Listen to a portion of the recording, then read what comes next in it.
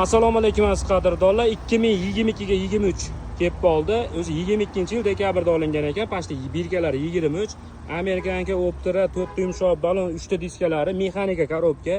Ichlariga keladigan ichlari sveji holatda. Tesla monitor 95 ming yurgan. Metan gazlari 4-pokoleniya kardinal chexol Eva polilar ekan. Qirilgan, shilingan joylari yo'q. Eng zo'riga keladigan bo'lsak, 4 ta joyda petnosi bor ekan xolos. Mashinani olasiz, minasiz, umuman chiqimi yo'q. Barter yo'llariga ham kelib bo'laveradi. Cobalt deysizlarmi, Gentra deysizlarmi, avtomat deysizlarmi, yili past, yili eski, liboy mashinaga barter qilaveramiz. Eng zo'ri puliga keladigan bo'lsak, 22 ga 23 4 ta joyda petnosi bor edi. Mana mashinada petnosi bor, sapachogida petnosi bor. Narigi tarafida ham shu jiyanlarimni mixta shilib netib qo'yganlariga bo'lgan ekan. Az qadrdonlar, bemalol aloqaga chiqaverasizlar. Puliga keladigan bo'lsa 8900 dan tushib beramiz. Telefon nomerlarimizni pastda qoldiramiz. Bemalol telefon qilaverasizlar. Barter yo'llariga ham bor, Liboyga.